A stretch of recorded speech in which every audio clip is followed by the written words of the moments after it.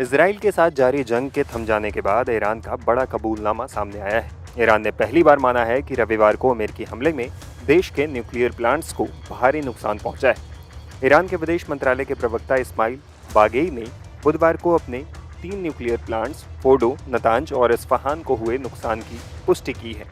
Qatar के सरकारी broadcaster अल जजीरा से बात करते हुए बागई ने इसे लेकर डिटेल जानकारी देने से मना कर दिया, लेकिन इस बात को मान लिया कि रविवार को अमेरिका के B-2 बम वर्षक विमानों ने बंकर बस्टर बमों का इस्तेमाल कर बड़े हमले किए। उन्होंने कहा, हमारे परमाणु प्रतिष्ठानों को बुरी तरह नुकसान हुआ है, ये तो साफ बात है। बता दें कि इसराइल और ईरान के बीच युद्ध के 12वें दिन मंगलवार को युद्ध विराम लागू हो गया, लेकिन इसके बाद भी दोनों देशों ने एक दूसरे पर इसके उल्लंघन का आरोप लगाया। लेकिन बुधवार आते आते आखिरकार मिसाइलों, ड्रोनों और बमों का हमला बंद हो गया है। युद्ध विराम में अमेरिकी राष्ट्रपति डोनाल्ड ट्रंप ने मदद की और बुधवार को उन्होंने नीदरलैंड्स में नेटो शिखर सम्मेलन के दौरान मीडिया को बताया कि संघर्ष विराम बहुत अच्छी तरह से चल रहा है। ट्रंप ने कहा, ये पूर्ण विनाश था। जब आप जमीन के ऊपर से तस्वीर देखते हैं तो ये मत भूलिए कि आग अंदर जमीन के नीचे भी जल रही थी और ऊपर की हर चीज तबाह हो चुकी थी। अगर आप पहले और बाद की तस्वीरें देखें तो सब कुछ जलकर खाक हो चुका था, पेड़ से लेकर हर चीज। वहाँ एक इमारत थी, वो इमारत मलबे में तब्दील हो गई थी। उस पूरे इलाके को आग के लपटों ने तबाह कर दिया। मेरे ख्याल से ये पूर्ण विनाश था। ट्रंप ने ईरान के भविष्य में परमाणु बम बनाने की कोशिशों को लेकर आगे कहा,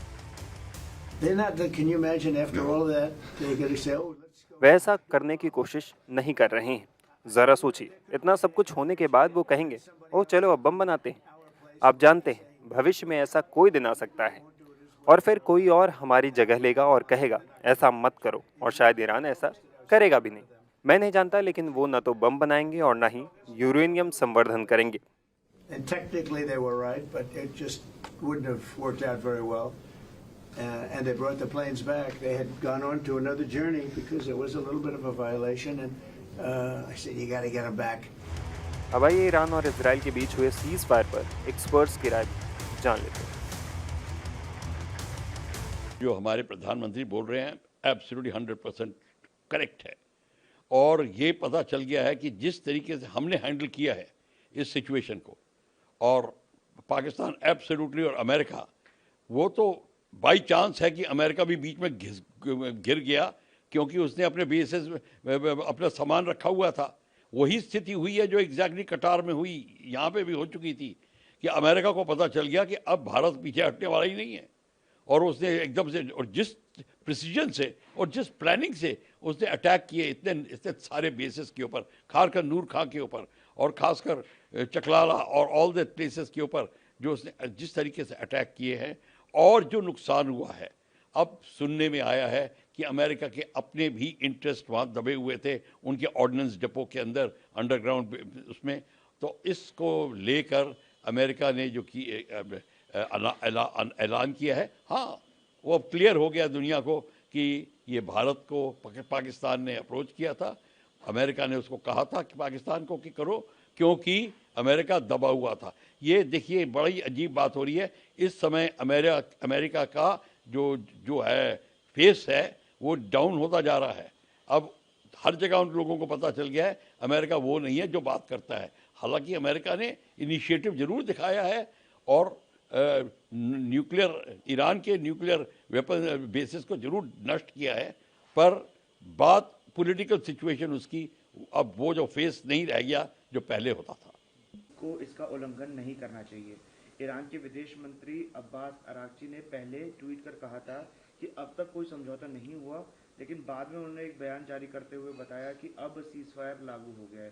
सर, ये दोनों चीज़ें किस ओर संकेत कर रही हैं? क्या ईरान अब घबरा गया है यूएस के इंटरवेंशन? देखिए ऐसा है, ये आप कतई ना सोचे कि ईरान घबरा गया है, बल्कि जो ईरान ने अटैक किया कतार के ऊपर तो अमेरिका हिल गया है कि उसका सारे एसेट्स के ऊपर अटैक हो सकता है। और उसने जब देखा कि अब देखो एक बार जब बिल्डिंग घिर जाती है तो पंजा मारती है, और वही जब ईरान पंजा मारने लगा है तो अमेरिका को पता चल गया कि इराक में, मिडल ईस्ट में और जहाँ पे भी उसके कतार में जहाँ पे भी बेसेस हैं उन पे हमला शुरू हो जाएगा।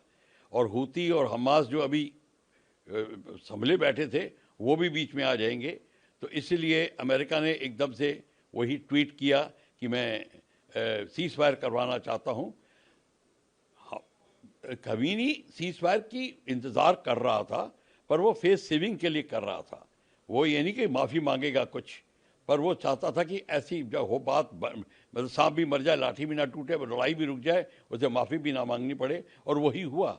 अब वही स्थिति आ गई है। अब सीज फायर हो गया है। उसने अनाउंस करने के बाद भी हमला करके दिखा दिया, और उसके बाद में अब वो सीज फायर कर रहा है।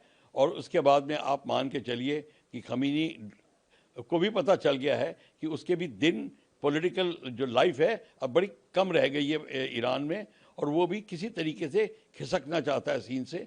तो वो भी बहाना ढूंढ रहा था, तो उसको भी बहाना मिल गया है। तो ये है असली गेम।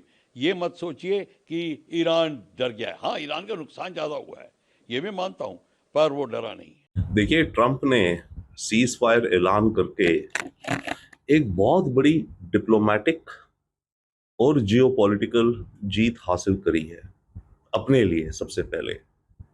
दूसरा, यस, ये सीज फायर हो गया है। अभी कुछ मुद्दे बाकी हैं शायद, पर आज शाम तक, रात तक शायद वायलेंस सारा रुक जाएगा, गोलाबारी रुक जाएगी। उसके बाद दोनों पक्ष बैठेंगे। ईरान फंस गया था, कॉर्नर हो गया था। ईरान के पास कोई ज्यादा विकल्प नहीं थे।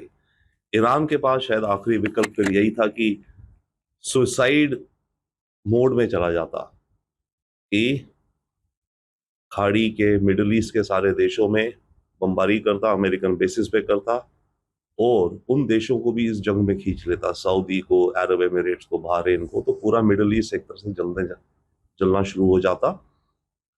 और इनको तो इजराइल और अमेरिकन मिलके जो लीडरशिप है ईरान की, जो रिलीजियस लीडरशिप और रेवोल्यूशनरी गार्ड की लीडरशिप, सबका खात्मा कर देते। जैसे कि एक चिकन होता है ना, चिकन का हेड काट देते। उसके बाद देश के अंदर क्या होता, त्राही त्राही होती, कोई नई सत्ता बनने आती, उसका वो देखते। इसके अलावा तेल की कीमतें बहुत बढ़ जाती दुनिया में, उसका बहुत जगह इम्पैक्ट होता, खासकर अमेरिका पे खुद।